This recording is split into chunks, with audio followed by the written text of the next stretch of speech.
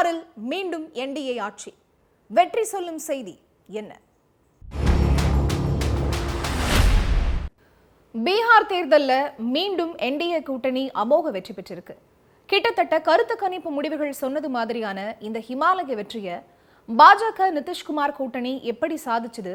எதிர்த்து நின்ன ஆர்ஜேடி, காங்கிரஸ் உள்ளிட்ட கட்சிகளை உள்ளடக்குன மகாகத்பந்தன் கூட்டணி எதனால சாதிக்க முடியலங்கிறதுக்கான காரணத்தை பார்க்க வேண்டியிருக்கு. இன்னொரு பக்கம் தேர்தல் வியூக வகுப்பாளரா பிரதமர் மோடி, முதலமைச்சர் மு.க.ஸ்டாலின், மேற்கு வங்க முதல்வர் மமதா பானர்ஜி, ஆந்திர முன்னாள் முதலமைச்சர் ஜெகன்மோகன் ரெட்டி போன்ற பலருக்கு வியூகம் வகுத்து கொடுத்து அரியணை ஏத்தின பிரசாந்த் கிஷோர் தனக்காக வகுத்த வியூகங்கள் எதுவுமே இந்த தேர்தல்ல எடுபடலங்கிறதும் கவனம் பெறுது. 20 வருட ஆட்சிக்கு பிறகும் நிதிஷ்குமார் எதிர்கொள்ற இந்த தேர்தல்ல ஆட்சிக்கு எதிரான மனநிலையில மக்கள் இல்லையா? எதிர்கட்சிகள் சொல்ற மாதிரி என்டிஏ கூட்டணி வெற்றிக்கு பின்னால எஸ்ஐஆருக்கான பங்கு இருக்கா?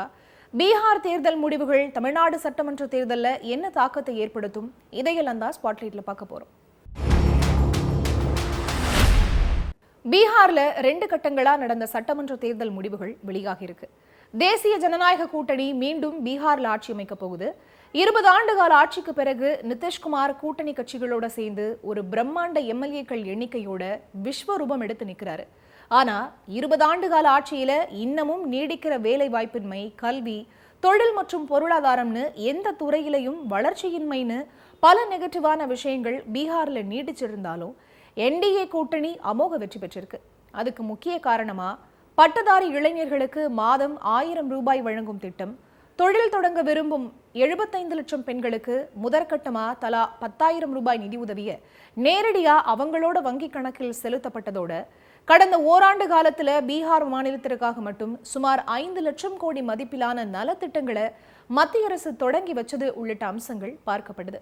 மேலும் என்டிஏவோட தேர்தல் அறிக்கையில் இடம்பெற்ற 1 கோடி வேலை வாய்ப்புகள் உருவாக்கம், விவசாயிகளுக்கு மாதம் 3000 நிதி உதவி, 50 லட்சம் புதிய வீடுகள் கட்டித்தர திட்டம், பொருளாதாரத்தில் பின்தங்கியவர்களுக்கு 10 லட்சம் ரூபாய் நிதி உதவி, சிறப்பாக செயல்படுற பெண் தொழில் முனைவோருக்கு 2 லட்சம் ரூபாய் வரை நிதி உதவி, 125 யூனிட் இலவச மின்சாரம், இலவச ரேஷன் பொருட்கள் உள்ளிட்ட தேர்தல் வாக்குறுதிகள் தேசிய ஜனநாயக கூட்டணிக்கு சாதகமான சூழ்நிலையை ஏற்படுத்தி இருக்கிறத தேர்தல் முடிவுகள் உறுதிப்படுத்துது.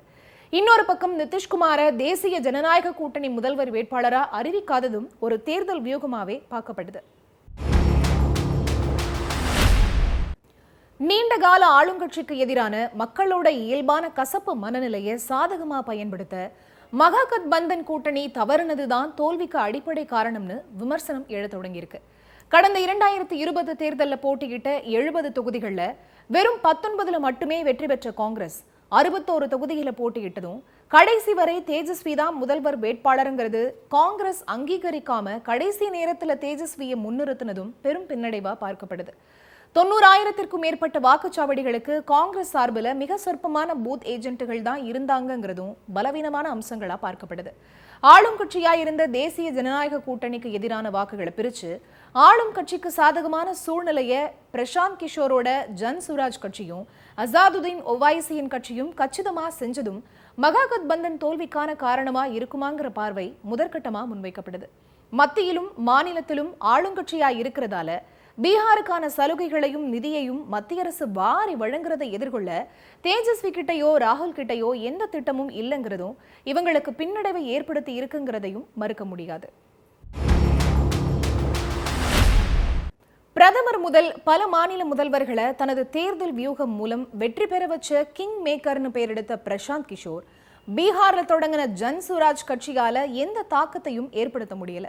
கத்துக்கிட்ட எல்லாவற்றையும் இறக்கி பார்த்தும் களத்துல எந்த தாக்கத்தையும் ஏற்படுத்த முடியலங்கிறத புரிஞ்சுக்கிட்ட பிகே கடைசி 1 வாரம் பிரச்சாரத்துக்கே போகலன்னு சொல்லப்படுது.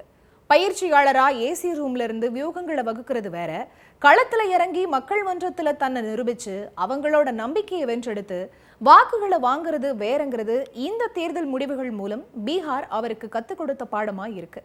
பீகார் தேர்தல் முடிவுகள் நேரடியா தமிழகத்தில் எந்த பாதிப்பையும் ஏற்படுத்தாதனாலும் எஸ்ஐஆர் நடவடிக்கை குறித்த திமுகவோட எதிர்ப்பும் போராட்டமும் இன்னும் கூர்மைப்படுத்தப்படும். என்டிஏ கூட்டணிக்கு அமோக வெற்றிக்கு தேர்தலுக்கு முன்னதா மேற்கொள்ளப்பட்ட எஸ்ஐஆர் நடவடிக்கை ஒரு முக்கிய காரணமா பார்க்கப்படுற வாய்ப்பை ஏற்படுத்தியிருக்கு. திமுக மற்றும் கூட்டணி கட்சிகளால் முன்வைக்கப்படுற குற்றச்சாட்டு உண்மைங்கிறத பீகார் தேர்தல் முடிவுகள் நிரூபிச்சிருக்குங்கிற வாதமும் தீவிரப்படுத்தப்பட வாய்ப்பிருக்கு. திமுக தங்களுக்கு சாதகமான கள்ள ஓட்டுகள் நீக்கப்படும்ங்கிற அச்சத்தால தான் எஸ்ஐஆருக்கு எதிராக இருக்குங்கிற குற்றச்சாட்டை தமிழக எதிர்க்கட்சிகள் இனி தீவிரப்படுத்தலாம்ங்கிற பார்வையும் முன்வைக்கப்படுது. இரட்டை என்ஜின் சர்க்காருங்கிற மத்திய மாநில அரசுகளிடையே இணக்கமாய் இருக்கிற கட்சி தமிழக வளர்ச்சிக்கு தேவைங்கிறது தமிழக மக்கள் எதிர்பார்ப்பா, இல்ல மத்திய அரசோட போராடி தமிழக உரிமைகளை நிலைநாட்டுற கட்சி தான் வேணுங்கிறது மக்கள் தேர்வா இருக்க போகுதாங்கிறது 2026 தேர்தல் முடிவுகள்ல தெரியும்.